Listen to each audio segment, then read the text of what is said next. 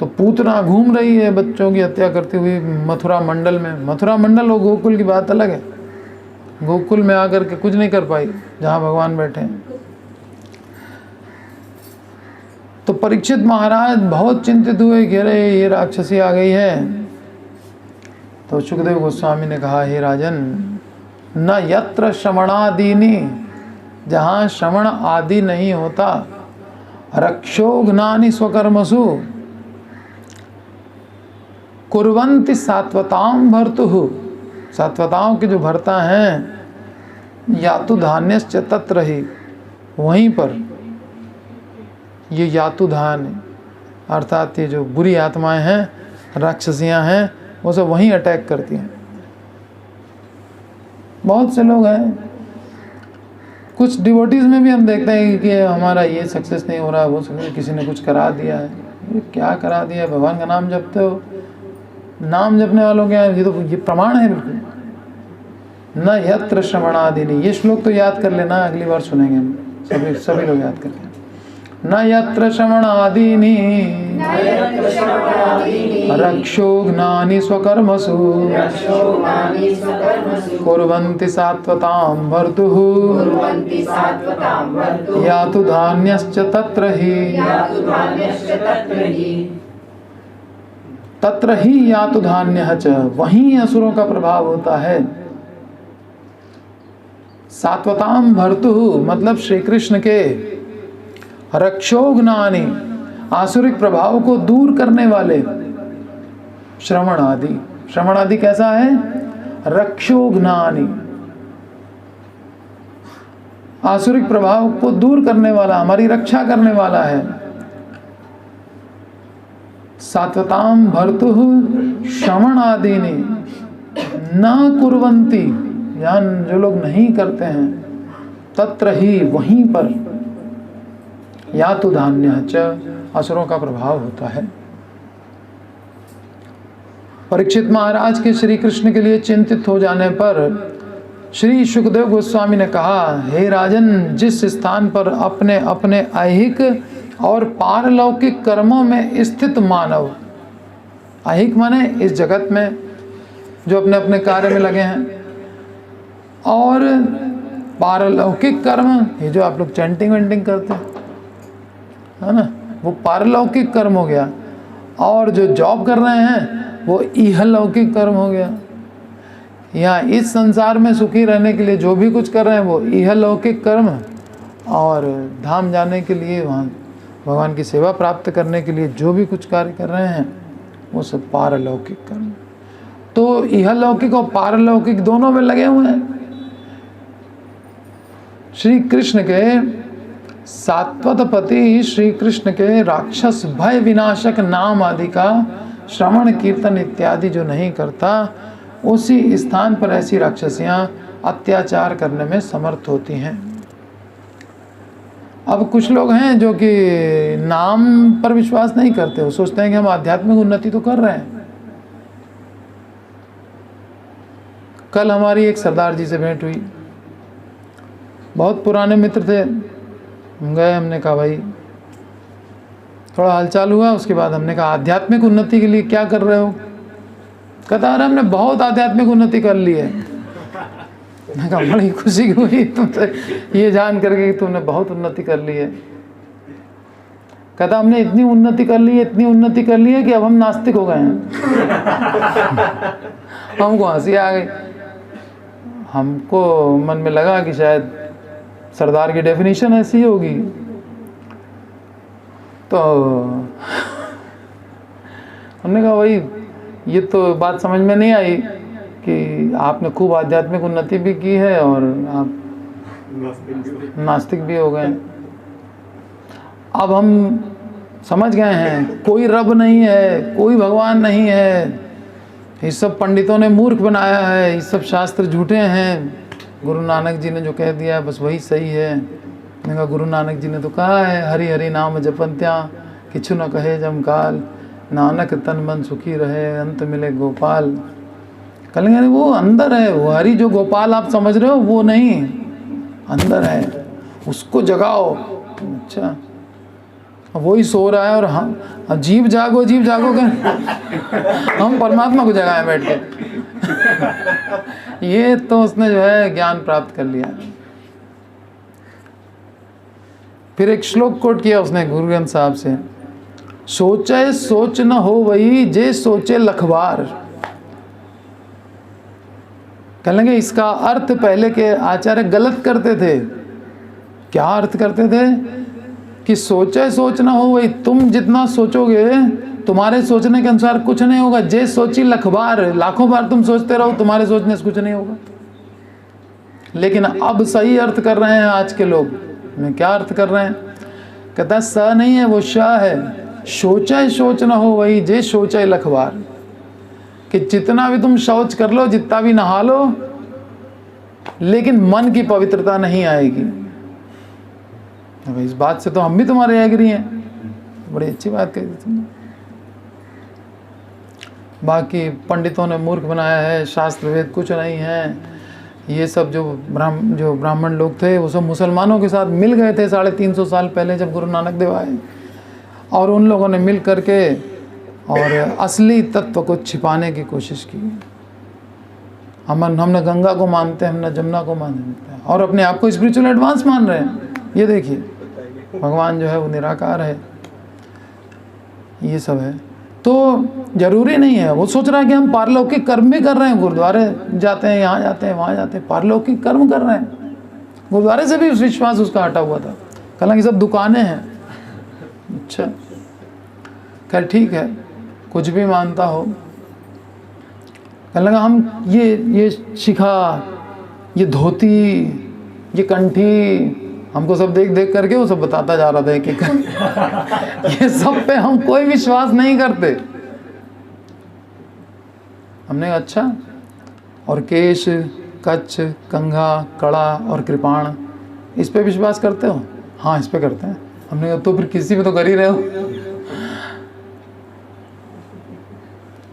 तो अब उसको समझ में नहीं आया कि क्या जवाब देना है।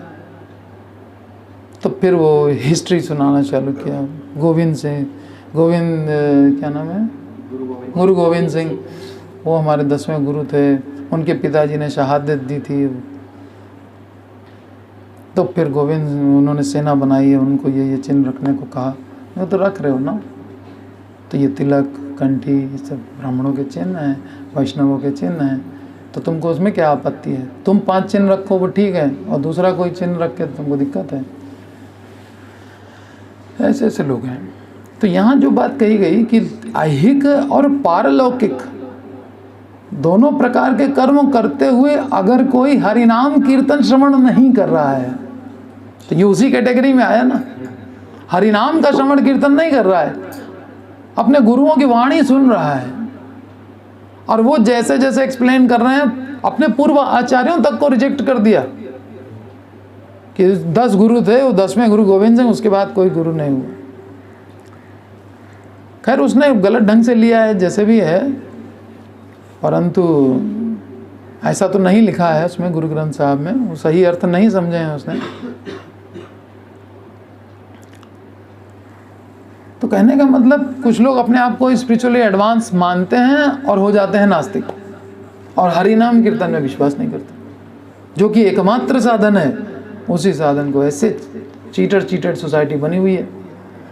लेकिन प्रभुपाद जी पहले ही दिन आते चांट हरे कृष्णा कृष्ण कृष्ण हरे हरे, हरे राम राम राम। वो सबसे पहले कहते हैं चांट हरे कृष्ण, और ये सबसे आखिरी में भी नहीं बताते हैं कि चांट हरे कृष्ण। यानी कंक्लूजन तक वो नहीं है, जिस कंक्लूजन को प्रभुपाद मिलते ही दे रहे हैं कि देर ना हो जाए। जीवन का भरोसा नहीं है, यही एकमात्र साधन है। अभी पल में पता नहीं क्या पल में परलय होएगी, बहुर करेगो कब, क्या पता अभी मृत्यु काल आ जाए। अभी तो हरि नाम इसको सुनाया कि छुट्टी करो। आचार्य हमारे ऐसे सोचते हैं, क्षण भर भी व्यर्थ नहीं गंवाना है। अव्यर्थ कालत्वम नाम गाने सदा रुचि। ये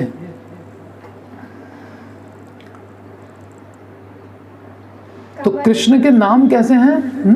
अच्छा भजन में भी यही लाइन थी ना, कमल दलमल जीवन टलमल, भजऊं हरि पद नीतरे, नित्य हरि भजन करो। तो राक्षस भय विनाशक नाम है, राक्षसों तक का भय विनाश हो जाए। भय विनाश करना बहुत जरूरी है। राक्षस का विनाश हो या ना हो, भय का विनाश हो जाना चाहिए। भय विनाश हो जाएगा तो हम नाम ले पाएंगे, नहीं तो राक्षस भय अगर विनाश नहीं हुआ तो नाम ही छोड़ देंगे, कहेंगे ये राक्षस मारेगा अगर हमने नाम लिया तो, इसलिए उससे डर करके नाम ही छोड़ देगा, भय विनाश नहीं हुआ तो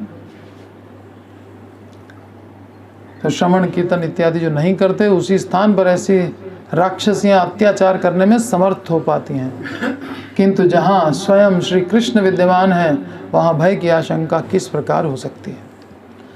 बच्चों को मारने की बात सुनकर श्री कृष्ण के विषय में चिंतित राजा परीक्षित के प्रति श्री सुखदेव गोस्वामी ने कहा, हे राजन, आसुरिक कार्यों में प्रवृत्त वह राक्षसी ही प्राण त्याग करेगी, देख लेना वो ही मरेगी।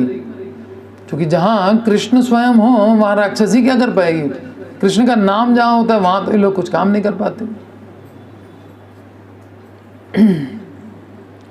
तो फिर होगा क्या, दोनों का जब मिलन होगा तो होगा क्या। वो आई है इनको मारने, वो तो कर नहीं पाएगी, तो अब होगा क्या, राक्षसी ही मरेगी। अब कैसे मरेगी वही कौतूहल का विषय है आगे का, बाकी टेंशन छोड़ो।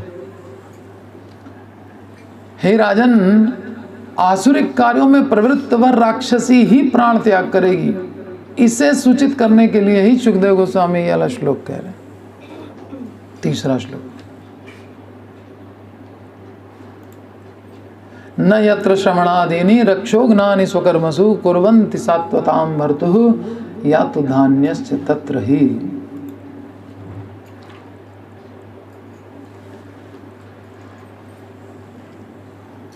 जिस नगर आदि में शुभ अशुभ फलदायी काम्य कर्मों को, काम्य कर्म ने सकाम कर्म, और सकाम कर्म कैसा होता है, प्रशंसनीय, निंदनीय है, कामना रख रख के काम कर रहे हैं, कार्य कर रहे हैं, ये करेंगे तो ये मिलेगा, वो करेंगे तो वो मिलेगा,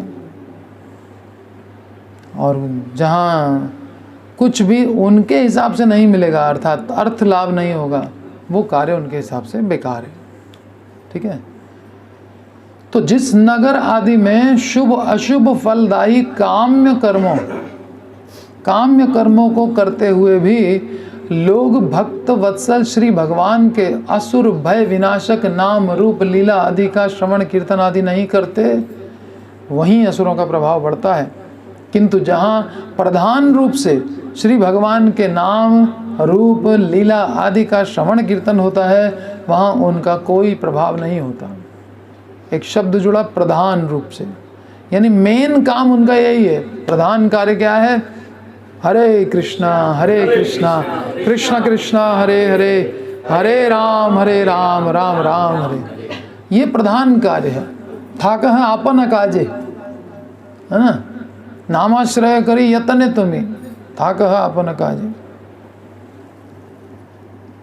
भजऊं हरिपद नीति रे, सब आचार्य यही कह रहे हैं।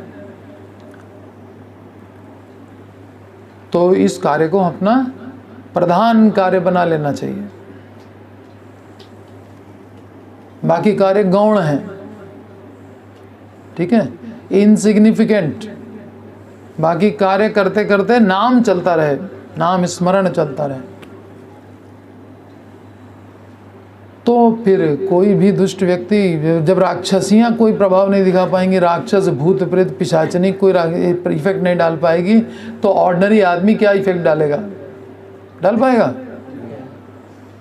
वो कोई पूतना जैसा भयंकर थोड़े है, कुछ नहीं कर पाएगा। फिर जहाँ प्रीति सहित श्री भगवान का नाम कीर्तन होता हो, वहाँ क्या कहना। और विशेषकर प्रीति सहित कीर्तन भी ठीक है, और विशेषकर जहाँ साक्षात रूप से स्वयं श्री भगवान नाविर्भूत हुए हों, वहाँ क्या कहना। वैसे ही कोई नाम ले ले तो भी ये प्रभाव नहीं दिखा पाएंगी तो प्रेम से कीर्तन होता हो जहाँ, जैसे कि ब्रिज में होता है, और फिर कहीं भगवान भी उपस्थित हों, फिर तो संभव ही नहीं है इनके कार्य कुछ कर पाने के। जहाँ प्रीति सहित श्री भगवान का नाम कीर्तन होता है और विशेषकर साक्षात रूप से स्वयं श्री भगवान जहाँ आविर्भूत हुए हैं, वहाँ असुरों का प्रभाव कहाँ संभव हो सकता है? इम्पॉसिबल। परीक्षित, टेंशन मत लो।